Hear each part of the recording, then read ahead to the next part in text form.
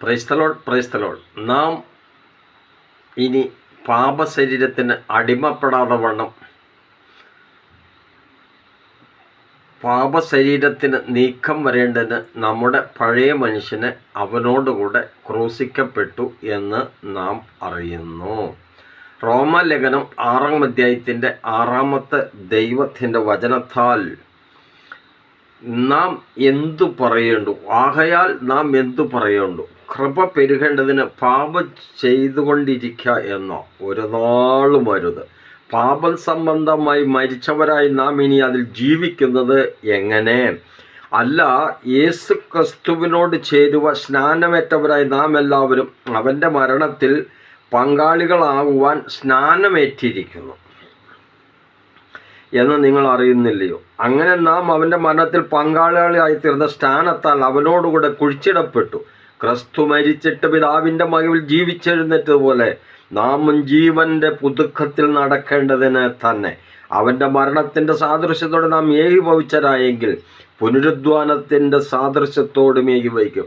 നാം ഇനി പാപത്തിന് അടിമപ്പെടാതെ വണ്ണം പാപശരീരത്തിന് നീക്കം വരെയാണ് നമ്മുടെ പഴയ മനുഷ്യൻ അവനോടുകൂടെ ക്രൂശിക്കപ്പെട്ടു എന്ന് നാം അറിയുന്നുവല്ലോ. നമ്മളെല്ലാവരും സ്നാനമെടുത്തവരാണ്.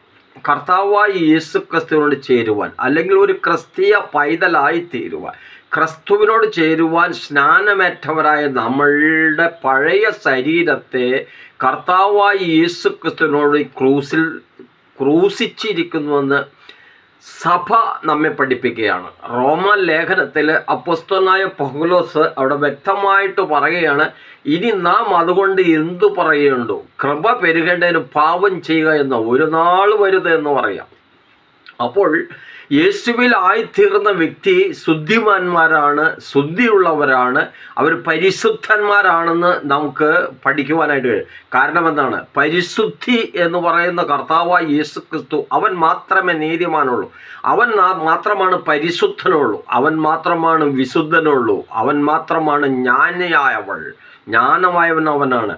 ആ യേശുവിലായിത്തീരുന്നവൻ വിശുദ്ധനാണെന്ന് ദൈവത്തിൻ്റെ വചനം പഠിപ്പിക്കുന്നു. ദൈവത്തിൻ്റെ വചനം സത്യമായ സുവിശേഷ ഭാഗത്തിലൂടെ കടന്നു വന്ന് നമ്മൾ ധ്യാനിക്കുമ്പോൾ, പഠിക്കുമ്പോൾ, ആദാം ദൈവത്തിൻ്റെ മകനാണ്. ലൂക്കോസിൻ്റെ സുവിശേഷം അതിൻ്റെ 3-ാം അധ്യായത്തിലെ ആദാം ദൈവത്തിൻ്റെ മകനാണ്. ദൈവത്തിൻ്റെ മകൻ ആദാം ആയിരുന്നെങ്കിൽ ആദാം പാപം ചെയ്തപ്പോൾ പാപത്തിൻ്റെ ശമ്പളമായ മരണം ആദാമിൻ്റെ ജീവിതത്തിൽ കടന്നു വന്നപ്പോൾ ഈ ലോകത്തിലേക്ക് വന്ന സർവ്വ മനുഷ്യരും പാപികളായി തീർന്നു. അവരെല്ലാം ദുഷ്ടൻ്റെ പ്രവർത്തനമായിരുന്നു, അവരെല്ലാം തിന്മയുടെ പ്രവർത്തനത്തിൽ, അവരെല്ലാം ഇരുട്ടിൻ്റെ മക്കളായി, അവരെല്ലാം അന്ധകാരത്തിൻ്റെ ശക്തികളായി. ആദാം മുതൽ മോശ വരെയും ലോകത്ത് ആദാമിൻ്റെ പാപം നിലനിന്നിരുന്നത്. എന്നാൽ മോശയുടെ കാലഘട്ടത്തിൽ കൽപ്പന വന്നപ്പോൾ മോശയിലൂടെ ദൈവം ഇസ്രായേൽ മക്കളെ വീണ്ടെടുത്ത് ആദാമിൻ്റെ സന്തതിയായ ദാവീദിൻ്റെ സന്തതിയായി കർത്താവായ യേശു ക്രിസ്തു ജനിച്ചു. കർത്താവായ യേശു ക്രിസ്തു മൂലം ഈ ലോകം മുഴുവനും അനുഗ്രഹിക്കും. ഈ ലോകം മാത്രമല്ല, ആകാശത്തിൻ്റെ കീഴിലുള്ള സർവ്വ മനുഷ്യരോ, ഭൂമിയുടെ അടിയിൽ പോയിരിക്കുന്ന പാതാളത്തിൽ നിന്ന് വരെയും യേശു ക്രിസ്തു മനുഷ്യനെ വീണ്ടെടുത്ത് യേശുവിലായി തീർന്നെങ്കിൽ ദൈവത്തിൻ്റെ വചനം നമ്മെ ഓർപ്പിക്കുകയാണ്. ആദാം ദൈവത്തിൻ്റെ മകനാണെങ്കിൽ ആദാമിൻ്റെ സന്തതിയാണ് കർത്താവായ യേശു ക്രിസ്തു മുഖാന്തരം സർവ്വജാതികളും അനുഗ്രഹിക്കപ്പെടുമെന്ന് ദൈവത്തിൻ്റെ വചനം നമ്മെ പഠിപ്പിക്കുകയാണ്. അങ്ങനെയാണെങ്കിൽ യേശുവിലായിത്തീർന്ന സ്നാനമേറ്റ വ്യക്തികൾ ശുദ്ധിമാന്മാരാണ്, അവൻ വിശുദ്ധന്മാരാണ്, അവരുടെ പ്രാർത്ഥന നമുക്ക് കാവലും കോട്ടയുമാണെന്ന് ദൈവത്തിൻ്റെ വചനം നമ്മെ ഓർപ്പിക്കുക. ആകയാൽ അപ്പോസ്തലനായ പൗലോസ് പറയുകയാണ്, ഇനി നിങ്ങൾ പാപം ചെയ്യരുത്.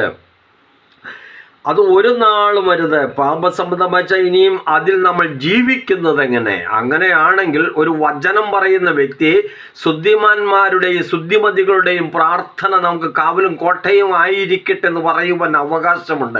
കാരണം എന്താണ്? ശുദ്ധിയുള്ളവനാണ് പ്രാർത്ഥിക്കുന്നത്. ശുദ്ധിയുള്ളവൻ പ്രാർത്ഥിച്ചാലാണ് ദൈവം കേൾക്കത്തുള്ളൂ. പാപിയുടെ പ്രാർത്ഥന ദൈവം കേൾക്കത്തില്ലെങ്കിൽ ഒരു മനുഷ്യനും പാപിയായിട്ടില്ല. യേശുവിനെ സ്വീകരിച്ച വ്യക്തി, യേശുവിലായിത്തീർന്ന വ്യക്തി, യേശുവിൽ സ്നാനമേറ്റിരിക്കുന്ന വ്യക്തി നാം അറിയുന്നില്ല എന്ന് റോമലേഖനം 6-ാം അധ്യായത്തിൻ്റെ 6-ാമത്തെ വചനത്തിൽ നമ്മോട് ചോദിക്കുകയാണ്, മനുഷ്യൻ അവനോടുകൂടെ, പഴയ മനുഷ്യൻ അവനോടുകൂടെ ക്രൂശിക്കപ്പെട്ടു എന്ന് നാം അറിയുന്നു. അപ്പോൾ മാമോദിസ മുങ്ങി യേശുവിലായിത്തീർന്നിരിക്കുന്ന മനുഷ്യന് മരണമില്ല. അവൻ വിശുദ്ധനാണ്. അവൻ പരിശുദ്ധിയിലേക്ക് മാറി. അവൻ വിശുദ്ധിയോടെയാണ് വചനം ധ്യാനിക്കുന്നത്, വിശുദ്ധിയോടാണ് വചനം പഠിക്കുന്നത്, വിശുദ്ധിയോടാണ് പ്രസംഗിക്കുന്നത്, വിശുദ്ധിയോടാണ് ഉപദേശിക്കുന്നത്, വിശുദ്ധിയോടാണ് മറ്റൊരുത്തരോട് വചനം പറയുന്നത്.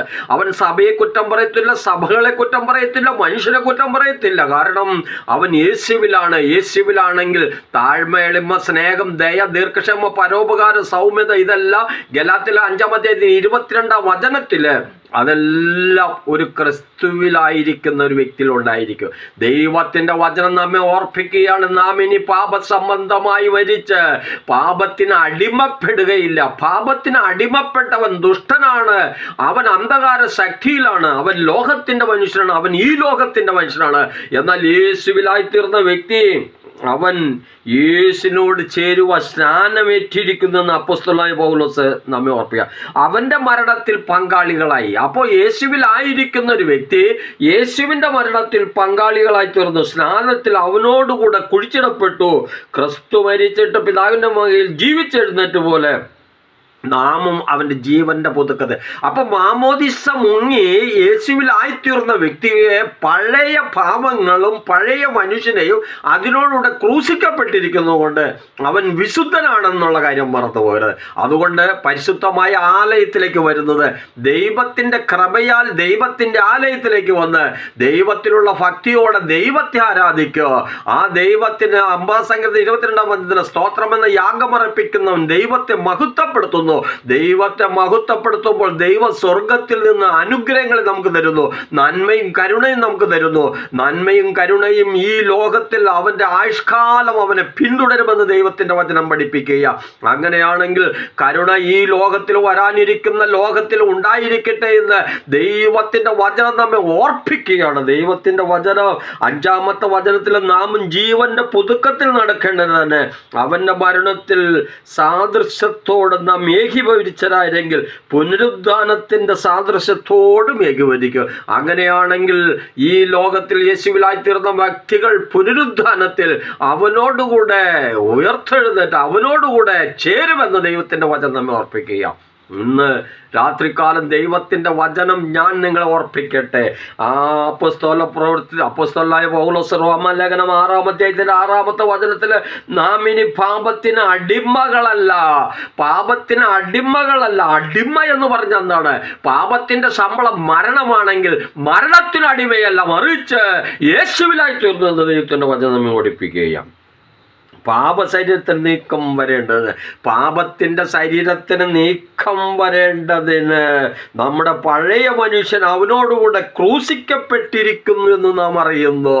ഇന്ന് രാത്രികാലം ഞാൻ പറയട്ടെ, പരിശുദ്ധമായ ആലയത്തിലെ മാമോദിസയാൽ യേശുവിനോടുകൂടെ ക്രൂശിക്കപ്പെട്ട് ഉയർത്തെഴുന്നേറ്റിരിക്കുന്ന നമ്മൾ പരിശുദ്ധിയുടെ സന്നദ്ധിയിലേക്ക് ഉയർന്നു, ഒരു പരിശുദ്ധന്റെ സ്ഥാനത്തേക്ക് ഉയർന്നു. വിശുദ്ധിയിൽ ജീവിക്കണമെന്ന് ഓർപ്പിക്കുക. വിശുദ്ധിയോടെ ദൈവത്തെ സ്തുതിക്കുവാനായിട്ട് കഴിയണം. വിശ്വാസം ദൈവത്തിൻ്റെ നിന്ന് വരുന്നു. യേശുവിൽ വിശ്വസിക്കുന്ന നീ നിന്റെ കുടുംബവും രക്ഷ പ്രാപിക്കും.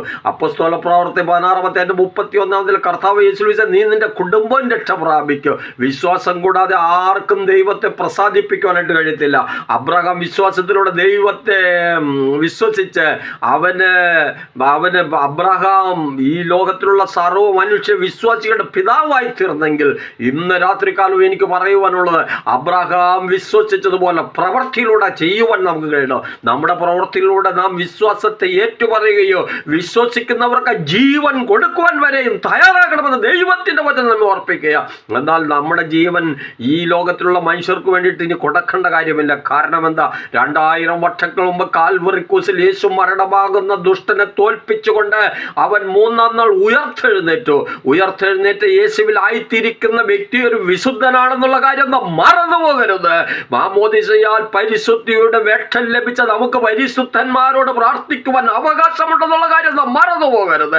ഈ ലോകത്തിന് അനുരൂപനായി ജീവിക്കാതെ കർത്താവായ യേശു ക്രിസ്തുവിനോട് ചേർന്ന് യേശുവിൽ നമ്മളായിത്തീർന്ന് യേശു ചെയ്ത പ്രവൃത്തി ചെയ്യുവാൻ നമുക്ക് കഴിയണം. യേശു വിശ്വസിക്കുന്ന ഞാനും നീയും അനുഗ്രഹിക്കപ്പെട്ട വ്യക്തിയാണെന്നുള്ള കാര്യം മറന്നു പോകരുത്. കണ്ണില്ലാത്തവന് കാഴ്ച കൊടുത്തവനായ കർത്താവ്, കുഷ്ഠരോഗിക്ക് സൗഖ്യം കൊടുത്തവനായ ദൈവം, വെള്ളത്തിന്മീതെ കടന്നു വന്നവനായ ദൈവം, 5 അപ്പം കൊണ്ട് 5000 പൊട്ടിപ്പിച്ച ദൈവം, യായിറോസിന്റെ മകൾ ഉറപ്പിച്ചവനായ ദൈവം, വിധവയുടെ മകൻ ഉറപ്പിച്ചവനായി ലാസറെ പുറത്തു വരുത്തിയ കർത്താവ്, ഇന്ന് 2 3 പേർ അവന്റെ നാമത്തിൽ കൂടി നടുവിൽ ഉണ്ട് എന്ന് പറഞ്ഞ യേശു ഇന്ന് ഈ യോഗത്തിന്റെ നടുവിൽ ഉണ്ട്. ആ യേശുവിനെ ആര് സ്വീകരിക്കുന്നുവോ, അധ്വാനിക്കുന്നവർ ഭാരം ചുമക്കുന്നവർ നിങ്ങൾ എൻ്റെ അടുക്കൽ വരും, ഞാൻ നിങ്ങളെ ആശ്രയിക്കുന്ന അരുളിച്ചെന്ന കർത്താവ് നിന്നെ മാടി വിളിക്കുകയാണ്. മകനെ, മകളെ, നീ എൻ്റെ അടുക്കിലേക്ക് വാ, നിത്യജീവൻ ഞാൻ നിനക്ക് തരാമെന്ന് അവൻ കാൽവറി കുരിശിൽ കിടഞ്ഞുകൊണ്ട് റോമാലേഖനം 3:20 വിശുദ്ധ രക്തം മൂലം പ്രായശ്ചിത്തം പരസ്യമായിട്ട് നിൽക്കുന്ന യേശുവിന്റെ അടുക്കിലേക്ക് നമുക്ക് മടങ്ങിച്ചെല്ലാം.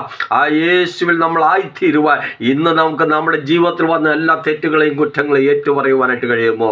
1 യോഹന്നാൻ 1:7 യേശുവിന്റെ രക്തം സകല പാപം പോക്കി നമ്മെ ശുദ്ധീകരിച്ച് അവന്റെ പുത്രനാക്കി മാറ്റും. യോഹന്നാൻ 3:3 നീ പുതിയതായി ജനിച്ചില്ല എങ്കിൽ സ്വർഗരാജ്യത്തിൽ കടക്കാൻ കഴിയില്ല എന്നുള്ള കർത്താവായ യേശു ക്രിസ്തുവിന്റെ കൽപ്പനയാകുന്ന വചനം നീ അനുസരിക്കണം. നീ എന്ത് ചെയ്യണം? നീ പുതിയതായി ജനിക്കണം. എങ്ങനെ പുതിയതായി ജനിക്കണമെന്ന് ദൈവത്തിന്റെ വചന അപ്പോസ്തലനായ പൗലോസ് നമ്മെ ഓർപ്പിക്കുകയാണ്. ഒരുത്തൻ പുതിയതായി ജനിക്കണമെങ്കിൽ യേശു പറഞ്ഞു, പരിശുദ്ധാത്മാവിനാലും വെള്ളത്താലും ആത്മാവിനും ജനിച്ചില്ല എങ്കിൽ സ്വർഗരാജ്യത്തിൽ കടപ്പാൻ കഴിയുകയില്ല.